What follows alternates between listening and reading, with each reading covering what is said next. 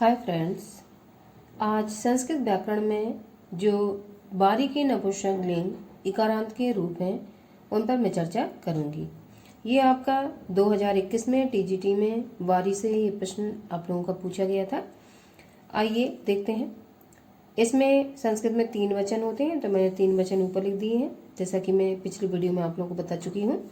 और जो विभक्तियाँ हैं वो जो आपकी 7 विभक्तियाँ हैं वो मैंने यहाँ पे नोट डाउन कर दी हैं। आप रूप देखेंगे, एक वचन में बारी, द्विवचन में वारणी, बहुवचन में वारणी। आप एक वचन में आपका बारी रहेगा, द्विवचन में वारणी, तो इसमें रा में आपकी ये मात्रा रहेगी छोटी की, और इसमें रा में बड़ी की मात्रा है। तो ये कन्फ्यूजन आपको याद रखना है। इन दोनों में से आपको एक शब्द देगा, आपसे पूछेगा निम्न दिए गए शब्द में से बताइए द्विवचन और प्रथमा विभक्ति किस में है। 4 ऑप्शन रहेंगे, तो आपको पता होना चाहिए कि कौन सा आपका शब्द सही है और वो क्या पूछ रहा है। अगला द्वितीया में बारी, द्विवचन में वाणी, बहुवचन में वारणी। अब यहाँ पे देखो बड़ी की मात्रा और यहाँ पे छोटी की है। तृतीया में वारणा, द्विवचन में बारिभ्याम, बहुवचन में बारिभी। चतुर्थी में वारणे, द्विवचन में चतुर्थी में बारिभ्याम और बहुवचन में बारिभ्या। पंचमी में बारिणा और द्विवचन में बारिभ्याम और बहुवचन में बारिभ्या। षष्ठी एक वचन में वारिणा, द्विवचन में वारणो और बहुवचन में वारिणाम। सप्तमी में एक वचन में वारणी और द्विवचन में वारणो और बहुवचन में वारिषु। संबोधन ये पूछा नहीं जाता है, बस 7 विभक्तियां आपको यहाँ तक तैयार रखनी है। अब आपको मैंने ट्रिक जब बताई थी कि एक रूप आप तैयार कर लेंगे, उससे रिलेट करके आप बहुत सारे रूप बना सकते हैं। अब इसमें देखिए, बारी जो आपका शब्द शुरू हो रहा है तो आपका प्रथमा द्वितीया में सेम ही चलेगा, वारी वारी। आप इस तरीके से अगर आप याद करेंगे तो मुझे इस तरीके से सिंपल लगता है। अगर आप इस तरीके से करना चाहते हैं तो इस तरीके से कर सकते हैं, बट इस तरीके से करेंगे तो आपको कन्फ्यूजन कम होगा। अब मैंने आपको तृतीयाम ट्रिक बताई थी कि इसमें जो आपका दीर्घ सुर रहता है, देखो वही है, तो वारिणा आपको याद हो जाएगा। चतुर्थी विभक्ति मैंने एक ही मात्रा बताई थी आप लोग, देखो वही है। पंचमी और षष्ठी ये दोनों एक सी हैं, वारिणा वारिणा, इसको आप याद रख सकते हैं। सप्तमी में आपकी छुट्टी की मात्रा रहेगी, लास्ट बोल सकते हैं वारणी, तो वो भी आपका सेम है। अब इसमें द्विवचन में वाणी वाणी, ये दोनों आपको शब्द एक जैसे याद रखने हैं, तो दोनों में आपकी लास्ट में बड़ी की मात्रा कवर हो रही है। बारिभ्याम बारिभ्याम बारिभ, ये आपको याद वैसे ही रहेगा क्योंकि आप पीछे भी तैयार कर चुके हैं।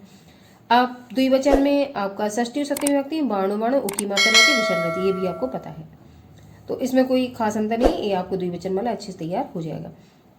अब बहुवचन में देखिए, वारणी, अब द्विवचन और बहुवचन में आप याद रखेंगे, इसमें यहाँ पे बड़ी की मात्रा है और यहाँ पे आपकी ये यहाँ पे भी बड़ी की मात्रा है, और यहाँ पे जहाँ बड़ी की मात्रा इणा में है वो यहाँ पे छोटी की है।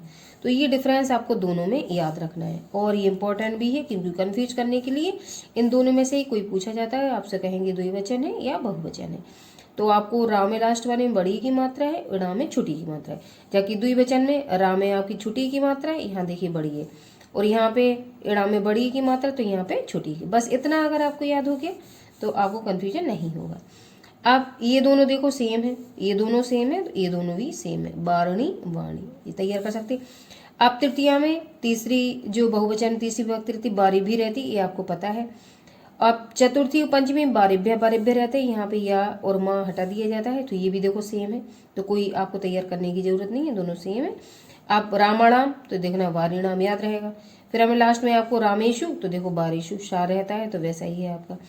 तो ये आपको तैयार करने की जरूरत है, आपको याद होगा। बस तैयार करने में आपको ये 2 तैयार करने हैं, ये किस तरीके से आप लिखेंगे ये तैयार करना है, ये आप शुरुआत में कैसा लिखा ये तैयार करना है आपको, और यहाँ पे आपका वर्णा वर्ण ये आपको देखना है। बाकी आपको पिछले वाले आप वीडियो से रिलेट करके इनको इजीली तैयार कर, इनमें से एक शब्द लिखा हुआ आता है, 4 ऑप्शन रहते हैं, आपको सही में टिक लगाना होता है, तो आप इजीली मतलब दिमाग में अगर आप रखेंगे किस तरीके से हमें टिक लगा के तैयार करने, तो आपको कन्फ्यूजन नहीं हो, आप अच्छे और सही सटीक आंसर तक इजीली पहुंच जाएंगे।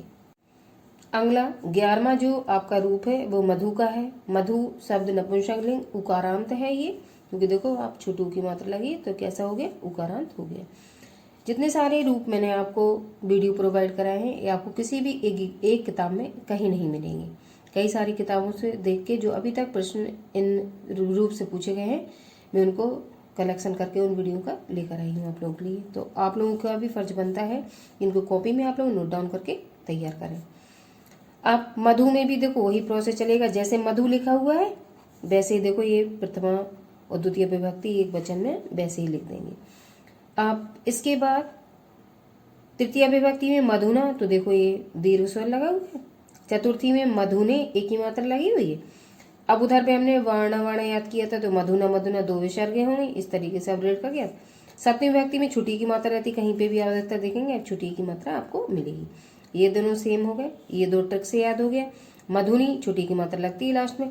अब देखिए मधुनी मधुनी ये आपको याद रखना है, ये दोनों सेम है और इसमें दोनों में बड़ी की मात्रा लगी। और एक वचन में आपकी मधुनी मधने ना में दोनों में छुट्टी की मात्रा हुई। तो देखो इस तरीके से आप डिफरेंस याद कर सकते हैं, द्विवचन में शब्द कैसा रहेगा और बहुवचन में कैसा रहेगा। और कंफ्यूजन करने के लिए प्रश्न यहीं से उठाया जाता है।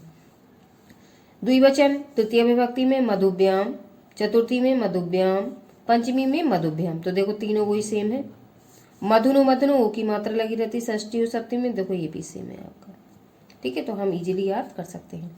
अब जो आपका तृतीय विभक्ति बहुवचन है मधुभी, तो देखो भा आपको मिला होगा, छुट्टी की मात्रा लगी हुई होगी, बहुत सारे में हमने इसको देखा।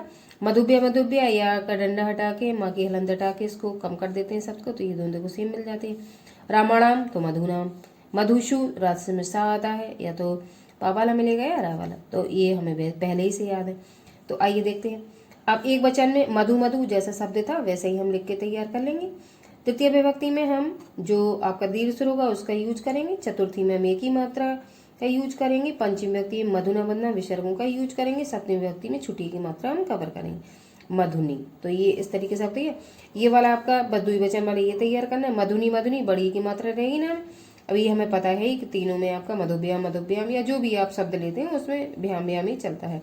मधुनो मधुनो ओ की मात्रा रहती है षष्ठी सप्तमी में, तो अगर लिख के आता है तो अब इजीली आप तैयार कर सकते हैं। अब द्विवचन बहुवचन में डिफरेंस करने के लिए ये दोनों इंपॉर्टेंट हैं आपके। यहाँ पे हमने बड़ी की मात्रा ली, यहाँ पे हमें छुट्टी की मात्रा याद रखी है दोनों में। और बहुवचन का तृतीय विभक्ति मधुभी छुट्टी की मात्रा रहेगी। मधुभ्या मधुभ्या ये चतुर्थी पंचमी में रहता है, आपको पता है। मधुनाम या रामणाम, रामेशु मधुशु, तो ऐसे हम इन शब्दों को भी तैयार कर सकते हैं, इंपॉर्टेंट है। तो इसमें केवल आपको ये शब्द देखना है, ये वाला शब्द देखना है और मधुना मधुना थोड़ा सा ये देखना है, बाकी सब आपके वही सेम है जो हमने पीछे अभी देखे या बहुत सारे वीडियो में आपको बता चुकी हूँ, तो वही आपके सेम चल रहा है। बस आपको 2-2 3-3 तैयार करने हैं। अब जब आपके रूप खत्म हो जाएंगे तो इस टॉपिक से मैं कितने सारे प्रश्न आपके अभी तक सामने आए हुए हैं उनका वीडियो लेकर आऊंगी। अगर आप रूप नोट डाउन कर लेते हैं अपनी कॉपी में, फिर प्रश्नों को सॉल्व अगर आप करेंगे तो इजीली आपको प्रश्न तैयार हो जाएंगे और आपको समझ में भी आए किस तरीके से प्रश्न पूछे जाते हैं। 2021 में बहुत टफ पेपर आया था और मुझे लगता है इस बार जब पेपर आपका जुलाई अगस्त में होगा तो वो और भी टफ आएगा। तो इस तरीके से सभी जितने भी आपके टॉपिक्स हैं, जो भी आप तैयारी कर रहे हैं, उनमें आपको सभी पे कमांड करना है और सारी चीज़ें आपको विद डिटेल पढ़नी है। कोई आपको शॉर्ट फॉर्म पढ़ने से काम नहीं चलेगा। अगला देखिए युष्मत। मैं युष्मत का रूप भी लेकर आई हूँ आपका। युष्मत कहते हैं तू को। अब जो 7 विभक्तियाँ हैं वो मैंने लिख ली हैं और जो आपके एक वचन द्विवचन बहुवचन है वो मैंने लिख ली है। अब त्वम प्रथमा में चलेगा त्वम, द्वितीया में चलेगा त्वाम त्वा, ये दोनों आपको तैयार करने पड़ेंगे, ये थोड़े से टफ पड़ेंगे। तृतीया में त्वा, चतुर्थी में तुभ्यम ते, ये इंपॉर्टेंट है, ये पूछा गया था पेपर में। पंचमी में त्वत, षष्ठी में तव और ते और सप्तमी में आपका आ जाएगा त्वई। ठीक है, तो ये थोड़े से टफ है, ये आपको याद करने पड़ेंगे।